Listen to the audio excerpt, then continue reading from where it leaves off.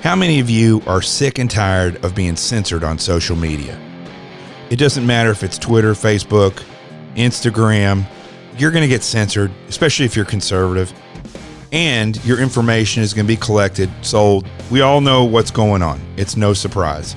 And people are looking for places to go. Well, check it out. ConnectZing.com was created by my good buddy Drago. You can listen to episode number 2 of this podcast and learn all about him. He is a Polish immigrant who was held in a socialist re-education camp, aka prison, for 3 years for being part of a freedom underground in Poland. He came to America when he got out. He became an American citizen and then a Navy SEAL for 20 years. You couldn't ask for somebody better than Drago to build a social media platform that gives you true freedom of speech. I don't know anyone who's been oppressed to that level personally in the United States. No one.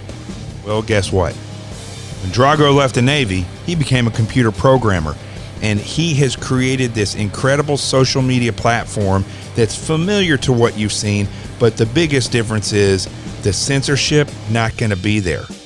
Go check it out, ConnectZing.com. It's one word, ConnectZing. Go check it out. Zing me. You can look me up. I'll be on there, and all my friends that are coming from Facebook and Instagram and Twitter, they'll all be there as well. ConnectZing.com. And let's start the show.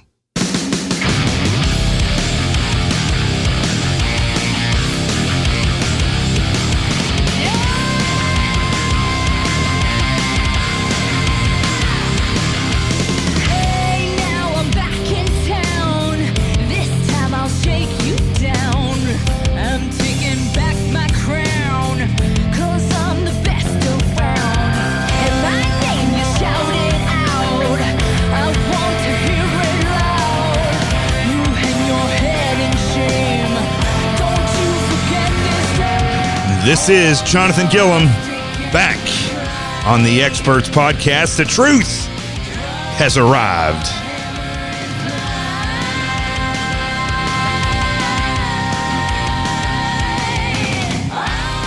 And we got some good stuff to talk about today. You know, the news cycle, it's interesting. Doesn't matter if it's a plane crashing, terrorist attack, riots, Black Lives Matter and the communist movement that's taken over this country. They will ride this out, and once they get to a certain point where nothing newsworthy is happening, the media just continues to spin this up into something that it is now, but they just keep it going. I mean, quite often, there's nothing happening. I mean, I'm sure there is in the background, but overtly, there's really nothing, so they just keep rehashing all of the craziness. And that's what's happening in the news. I mean, you turn it on, it seems like we're in Groundhog Day now. If it's not riots and this, I don't know, this unbelievable systemic racism that has just seemed to, I wouldn't say that it popped out of nowhere. I'm not saying it doesn't exist, as I've explained over and over again. But we've gone, I mean, we went to the 1960s and went backwards from there.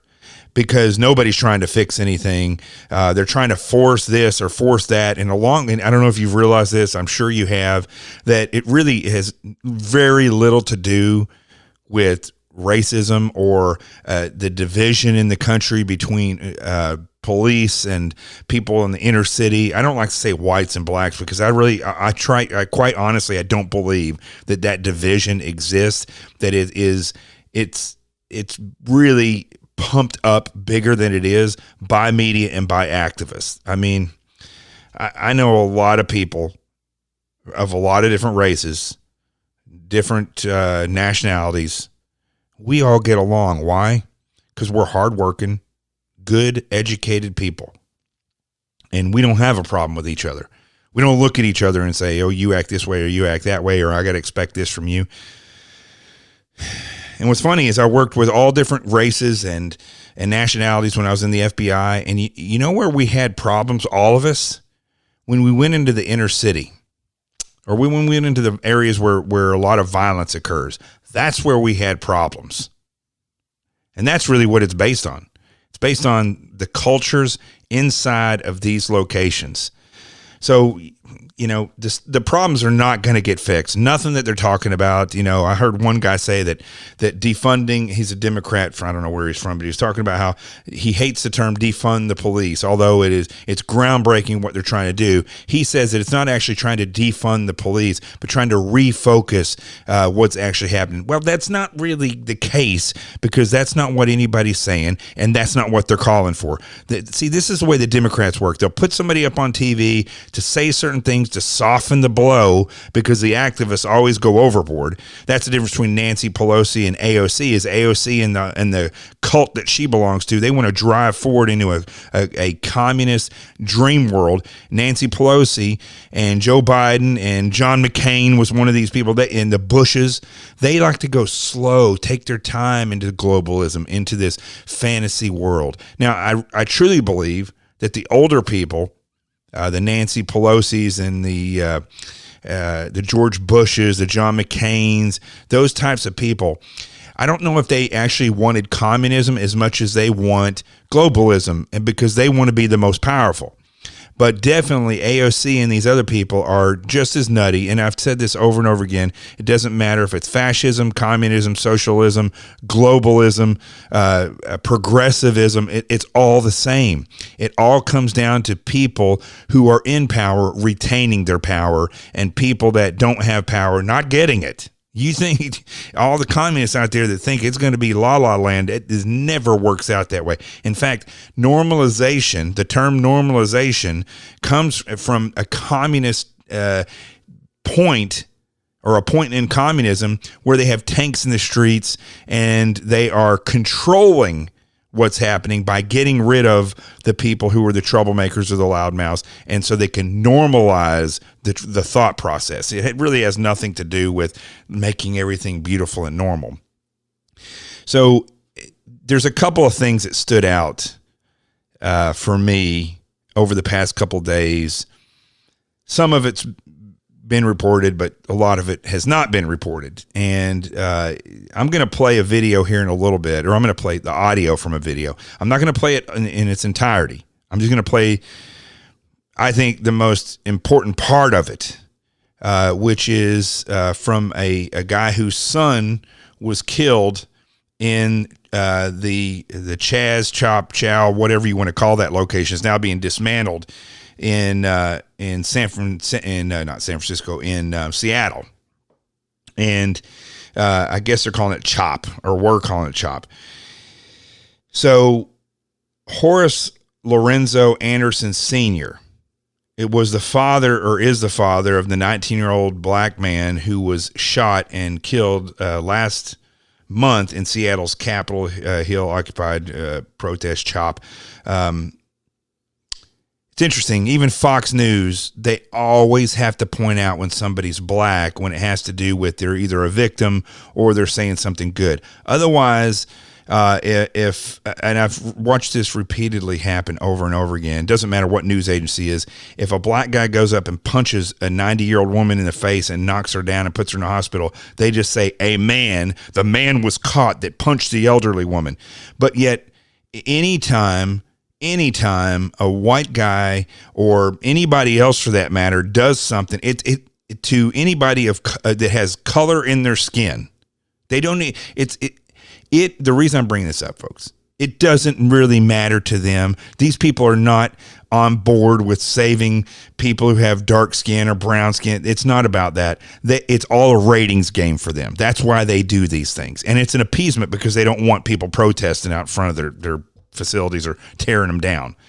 It just aggravates me to death when I see something like that. But anyway, I digress from the important issues about this video. I'm going to play it here in a little bit. And so I want you to stick around for this, because I think it points out reality better than anything else I've seen in the news. Anything. And it's heartbreaking. It's heartbreaking. So I'm going to get to that here in just a few minutes. I wanted to bring something else up first. And, a couple things, actually. One thing is with the president, how they're saying now that, it's the same thing they were saying in 2016, that he's behind in the polls, that he only has a 39% chance of winning, that they're saying that Joe Biden is raking in the cash.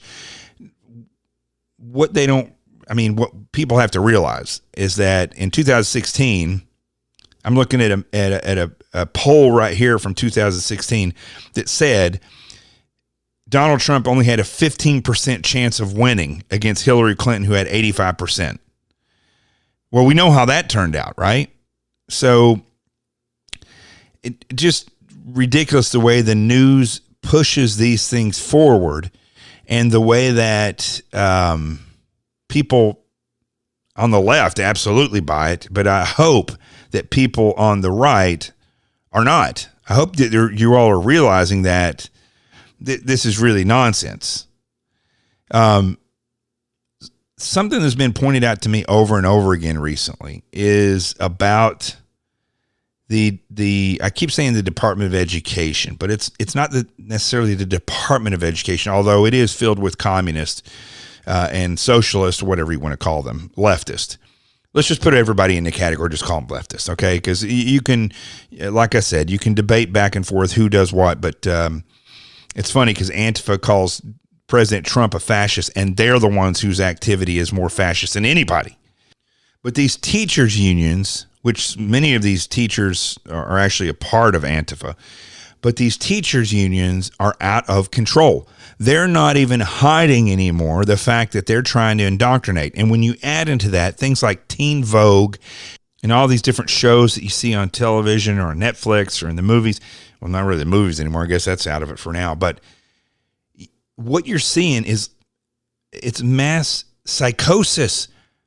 They have convinced the young people through years and years and years of indoctrination that communism is great. Now, I remember, and I've said this several times on the show, I remember on Hannity's radio show when I hosted, talking about communism several years ago. We're talking like 5-6 years ago.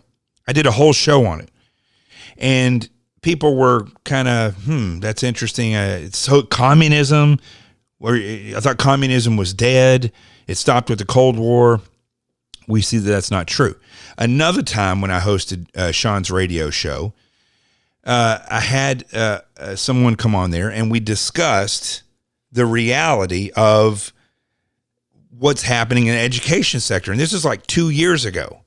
And we talked about how communism is being pushed forward by teachers, by principals, superintendents,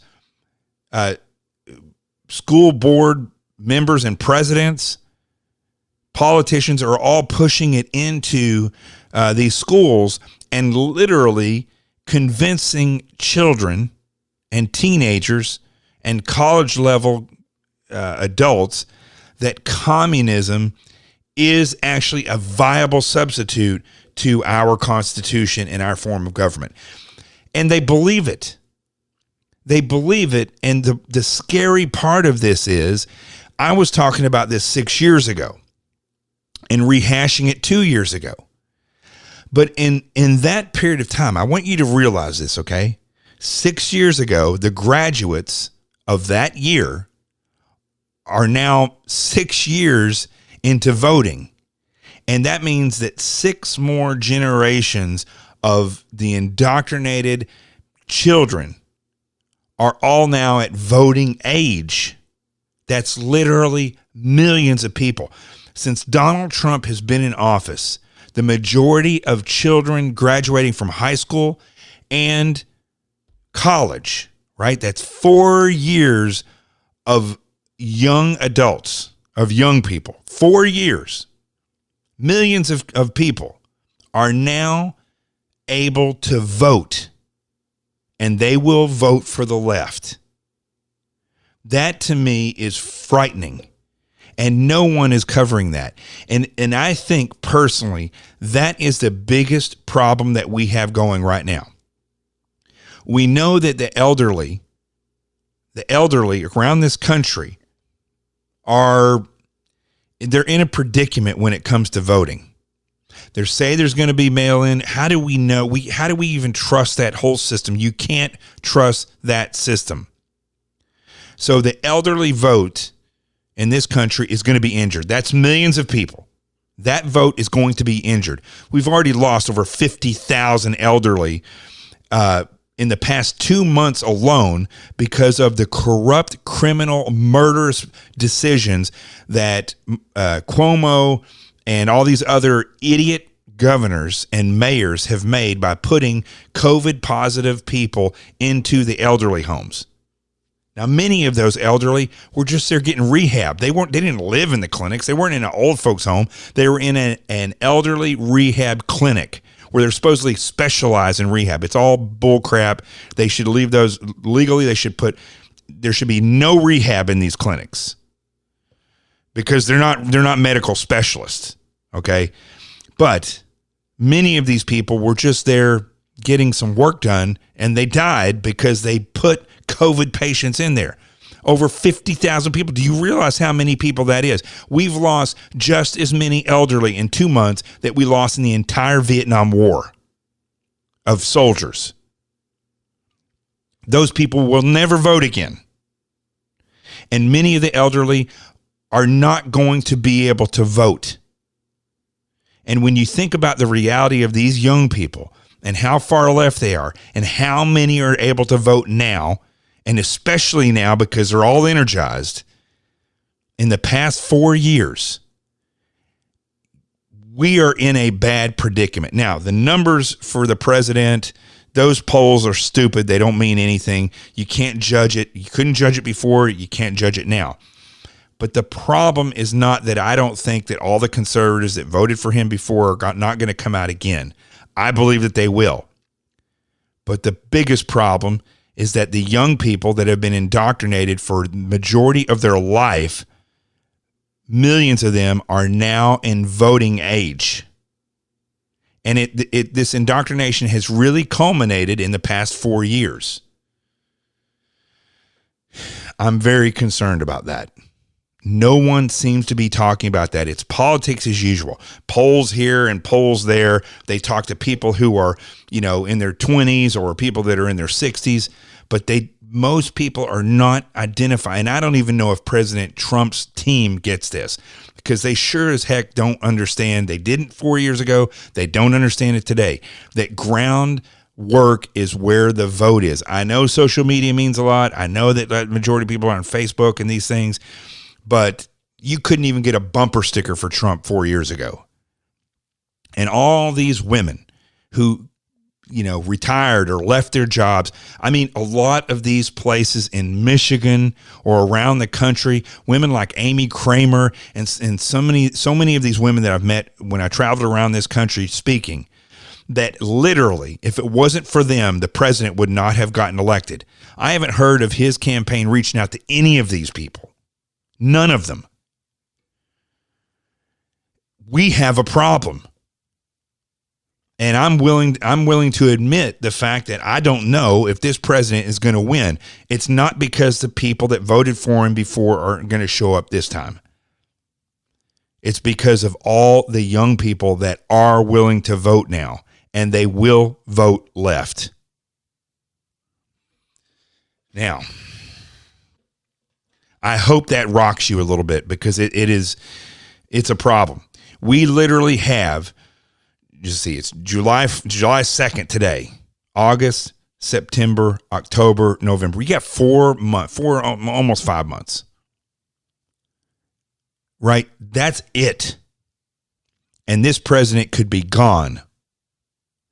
If you have children or you have nieces or nephews or grandchildren, you need to be sitting them down and having a discussion with them and teach them the reality.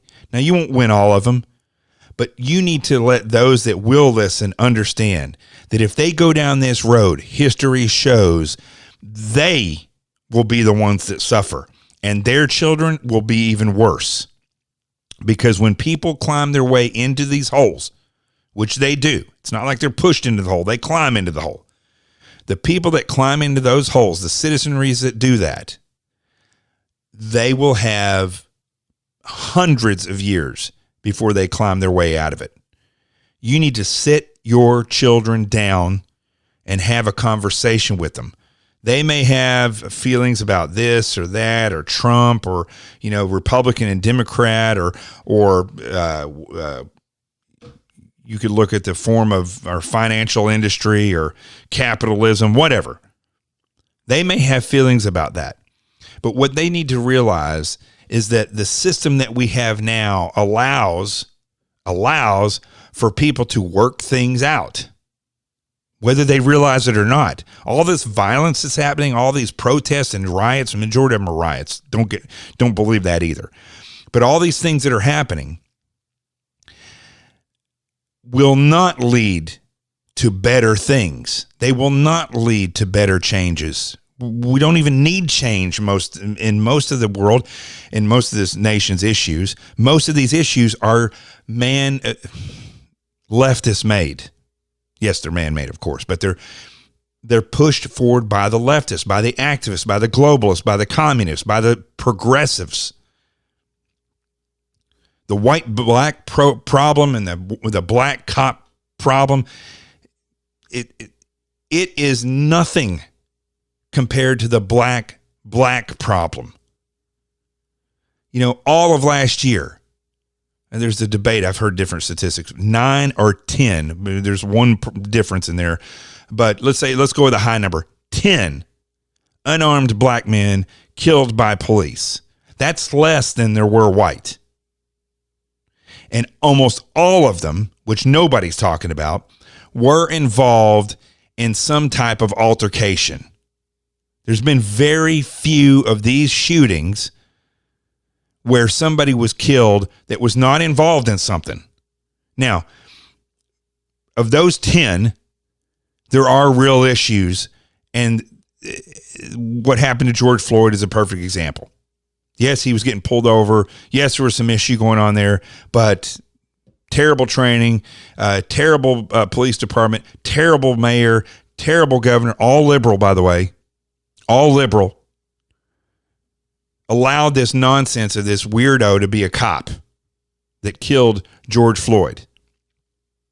But no one, it just breezes right over. No one is talking, except for some conservatives, about how many blacks are killed every weekend in Chicago alone. The shootings in New York are up 170%, and that's almost exclusively black on black.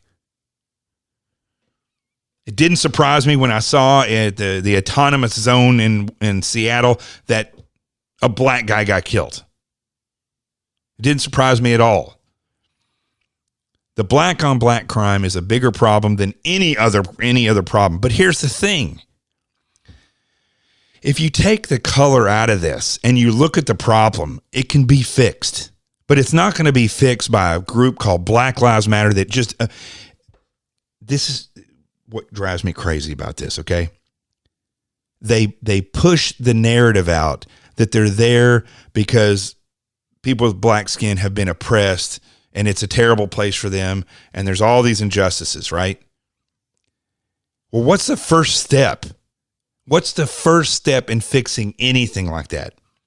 It's what Martin Luther King talked about. It's what we were driving towards for so long. It's stop noticing the color. Stop with this whole system of identifying a black man or a brown man or a white man. Just start looking at people as people. Are you qualified? Are you not qualified? Are you a dangerous person? Or are you not a dangerous person? You see, Black Lives Matter, the group, the first thing they do is in their name, black. They're trying to push the color back into the issues. Why? Because it's fake. They don't want to fix problems. They want to cause problems. That's how communism works its way in. It utilizes the issues to cause that chaos. And they believe through that chaos that some kind of synthesis will happen. But they have to have this chaos. They have to have the thesis and the antithesis, the good guy and the bad guy. Back in Marx's day, it was the working class and the bourgeoisie. It's fake. They don't try to fix anything. And you can show your children this. They are not trying to fix anything. You know, another example of this, the abortion issue. I mean, think about this, folks. They push the abortion issue so heavily, right? So heavily. And they try to make it into a moral issue of why you should allow women to have an abortion. In the meantime, they go around selling the body parts like they're parting out an old Cadillac for parts. There's nothing ethical or moral about it. And it's a perfect example of how they say we should look at this problem. Women should be able to do what they want with their body. They should not be bound by this. There might be medical issues. They try to make you believe that this narrative is what the real issue is. But the real issue is killing children. And in many cases, as I was listening to this woman talk today, how, you know, women who've had multiple births can literally have a child in its late term literally fall forward in the birthing canal, in which case they'll just pull that child out and its heart could still be beating, and then they will proceed to murder the child, or as they say, give it warmth and comfort. A child has just been born into this world from a liquid environment into an air-breathing environment. It has no clue what's going on. It's never seen anything outside of a dark, liquid-filled circle. And they're going to give it comfort and warmth as it dies. And somehow that's legal.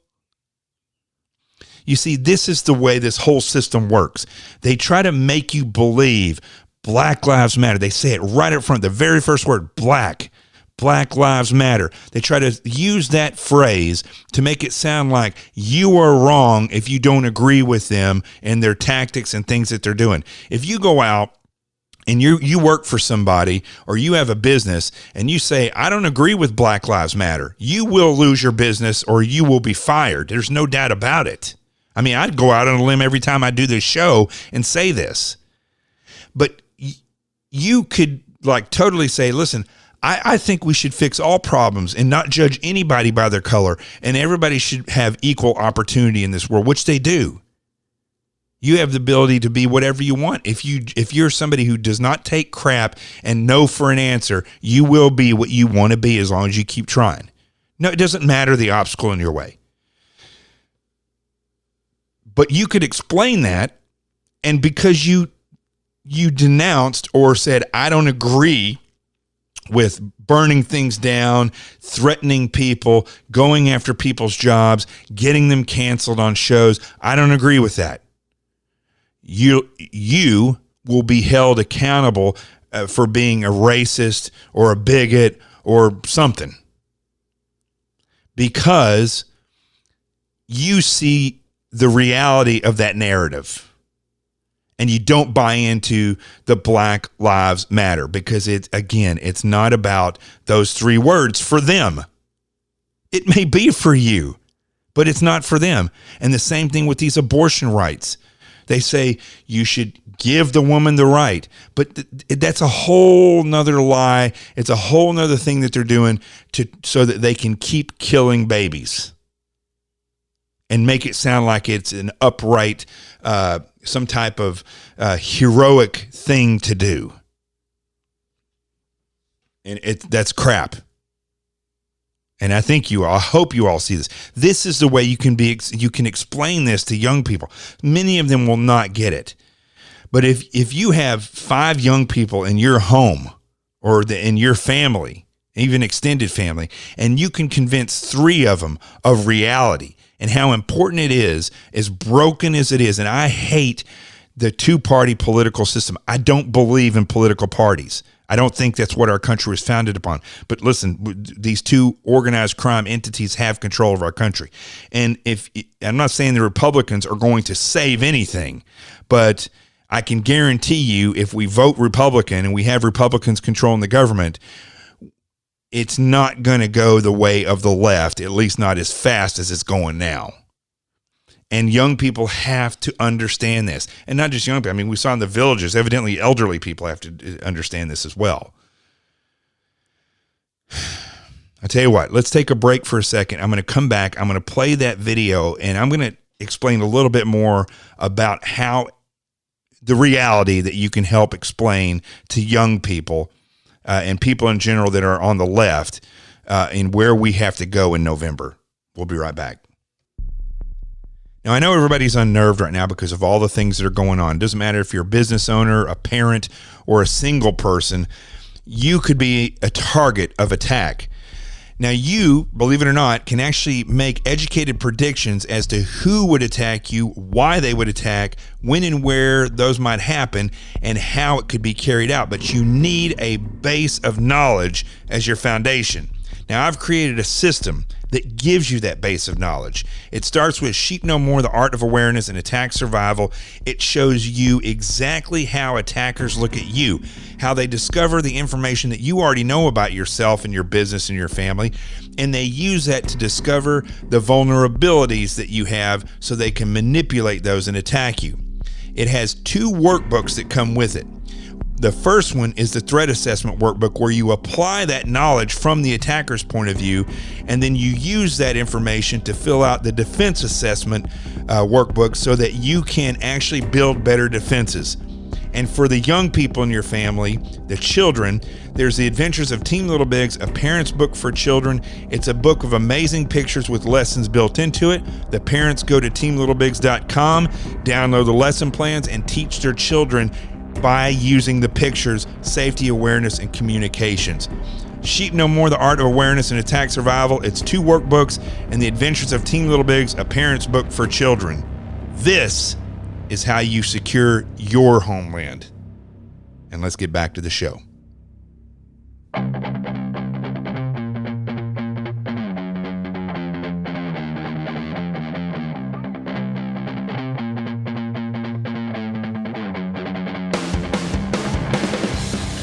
Okay, so now I have this audio clip that I want to play for you.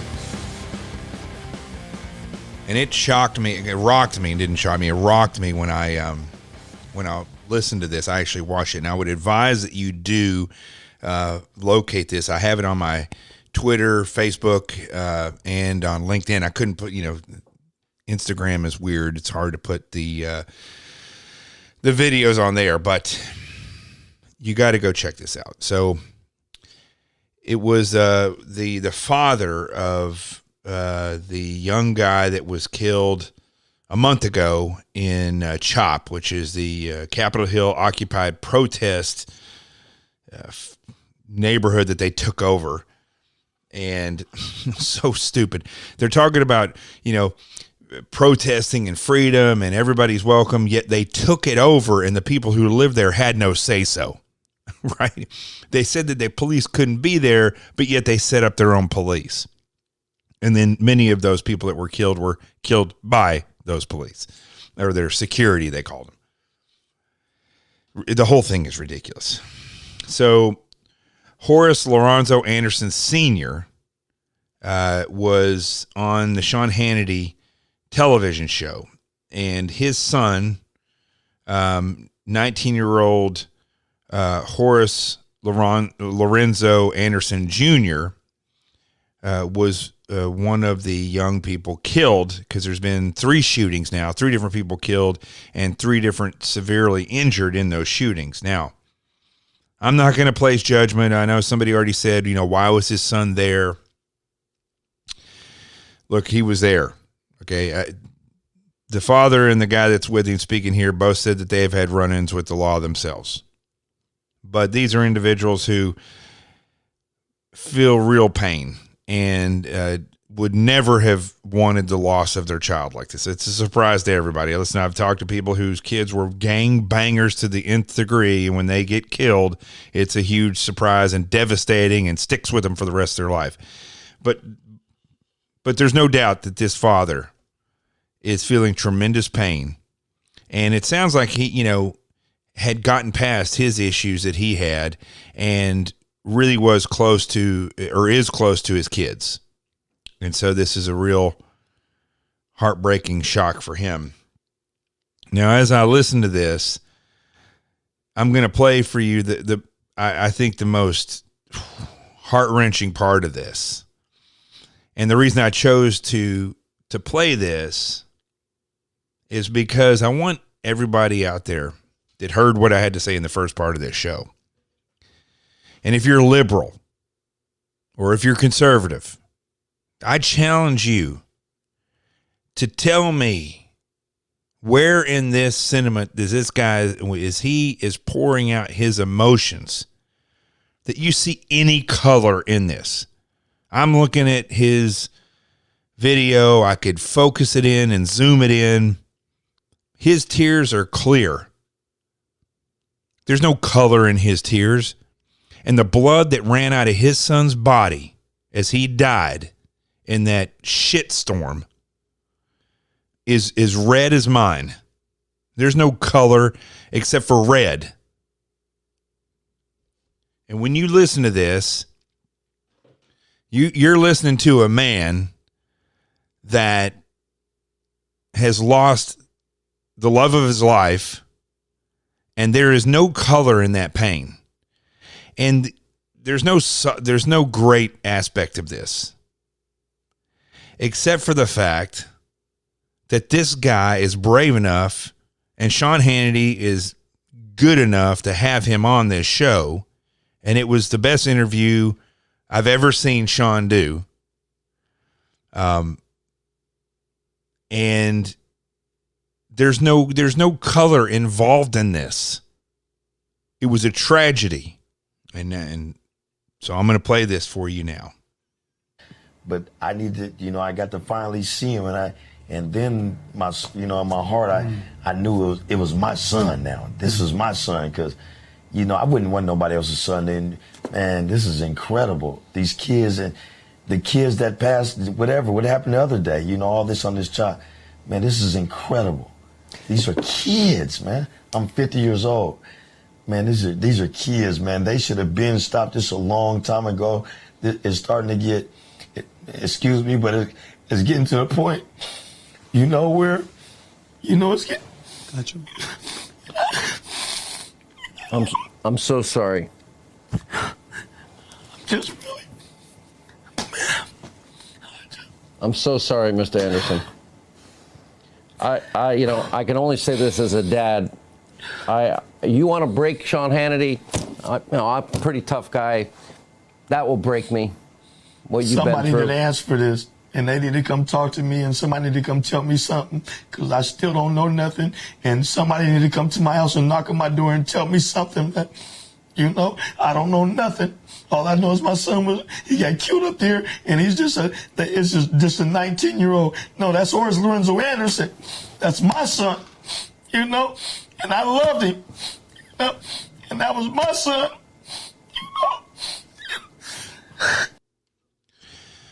Now, I hope that hit you as hard as it hit me, because you're not hearing a failed parent, or there's no judgment there, successful or failed. I mean, you're not hearing that. You're not hearing black or white. You're hearing an individual who has lost their son, and lost their son because of this stupidity and this nonsense. Law enforcement and paramedics couldn't even get to him. And it should have never happened to begin with. That quote-unquote autonomous zone is only autonomous, or was, because law enforcement in the city they're led in Seattle by a bunch of leftists who failed to keep those leftists out. And this is what you have to explain to your children, is that this is what happens when you get rid of law enforcement, when you have complete leftists running a city and a law enforcement agency, and a state. And this is what happens. Lawlessness, chaos. And eventually what's going to happen, and it's happened every time in history, is that eventually some entity will have to come in there and either put tanks in the street or restore civility. And I'm not really sure what's going to completely happen in Seattle, in Washington State. They're freaking Fruit Loops over there. I have a good dear buddy who I was in the teams with. Love him like a brother.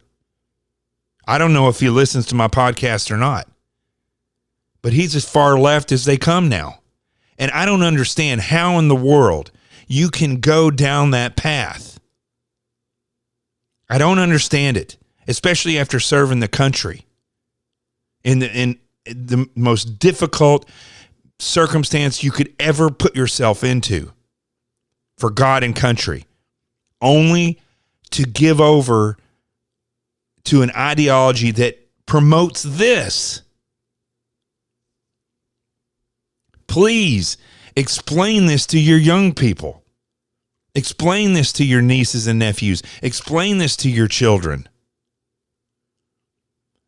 If we go down the road that the Democrats want us to go down and that the leftists are pushing and these activists, the entire country will end up in chaos, just like that 6-block area in Seattle.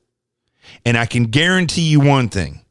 It won't be law enforcement that comes in once the chaos occurs and puts the grip on that area. If it happens in the nation, it's going to be, I know this sounds crazy and the leftist thinks it's tinfoil, but it will be martial law. I don't care who the president is. If it's President Trump, he would have to do it in order to sustain civility in this nation. If it's the left, that's what they want so that they can send in martial law and troops so that they can take control. It can go either way. Either way. If the people don't get a hold on this. And I preach over and over on this show and to people I know. I don't just say this stuff on the show. I talk about this openly with people. It's time for people to get off their asses and start taking part in this in order to stop it before it gets to this point. But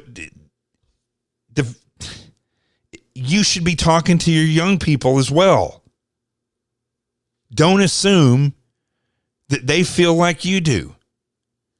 Because the majority of people in this day and age that are under the age of, I would say, 35, have been raised by cell phones and computers.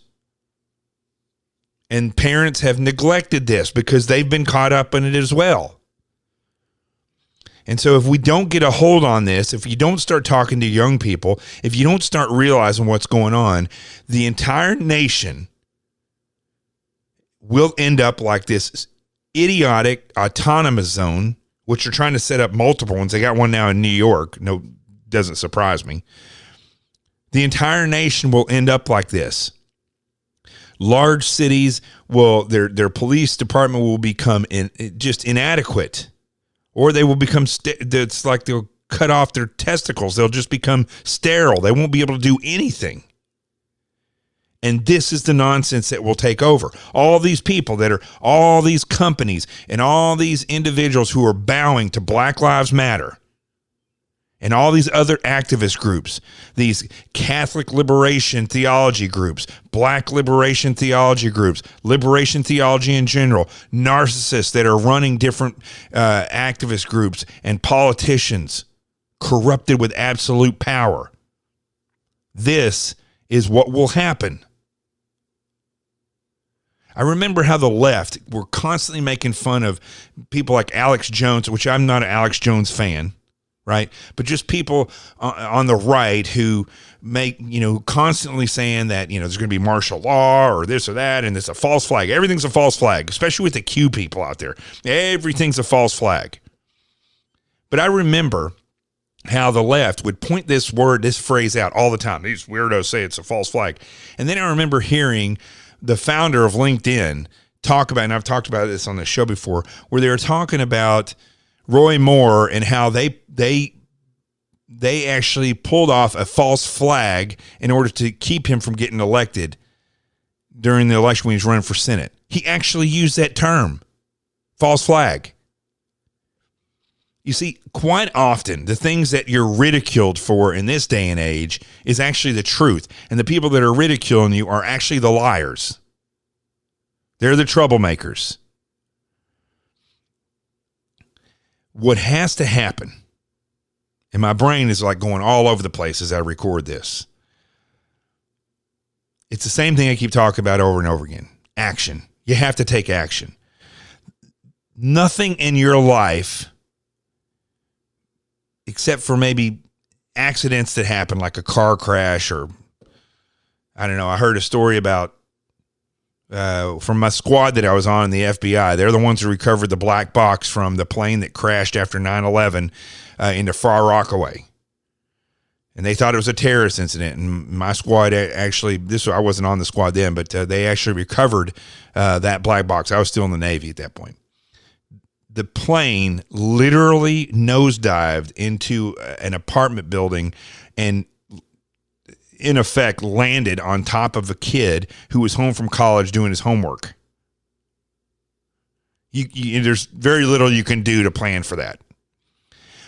But as we say in special forces and in the military and in law enforcement, action beats reaction.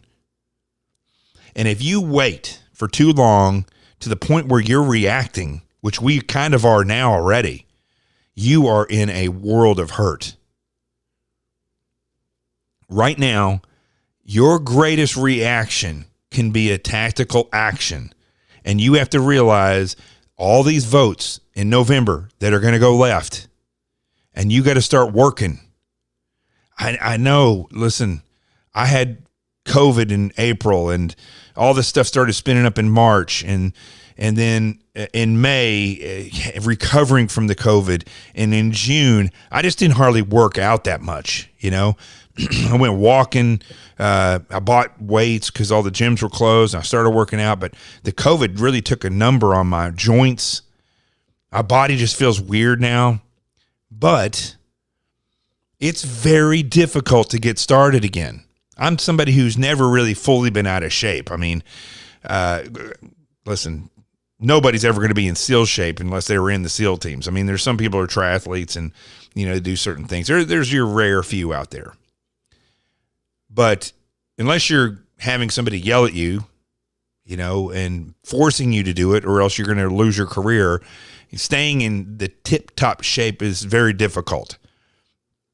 But for me, I've never been that far out of shape. And it's very difficult getting back into it now. And my body I feel where it's been broken over the years. But you know what? I have to do it. Even if it's a little bit here, a little bit there, until I just get going. And everybody's been sitting on the sideline for so many years, and especially over the past 4 months, it's going to be difficult for you to get up and do something. But I'm telling you, if you don't, you will not be able to react. Your reactions will be limited. Your options will be limited, more so than they are now. And if you wait until November if it goes bad because you didn't talk to your young people, or you didn't sit down and have a come to Jesus talk of your own with yourself, and November occurs and the president doesn't win, and all these people who are running for Congress on the Republican side don't win, which is a possibility,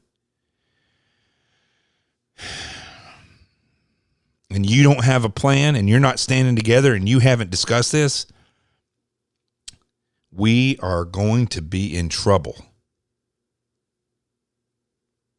We're going to be in big trouble. Now, I want you to think about this. The time for action is now. If you wait until November, it will be too late. I can't say this enough. Action beats reaction. We're already behind the gun. The majority of people that have seen what's going on are in a position now where we're having to react to the events that are occurring on a daily basis. It's not a good position to be in. What everybody has to realize is that they need to have talks with young people and explain to them the reality of the left. If the left wins the presidency, if they win Congress, what you see happening in the autonomous zone in Seattle is going to happen everywhere in the United States, and chaos will take over. I'm Jonathan Gilliam. This is The Experts. The truth has arrived. Peace, and we're out of here.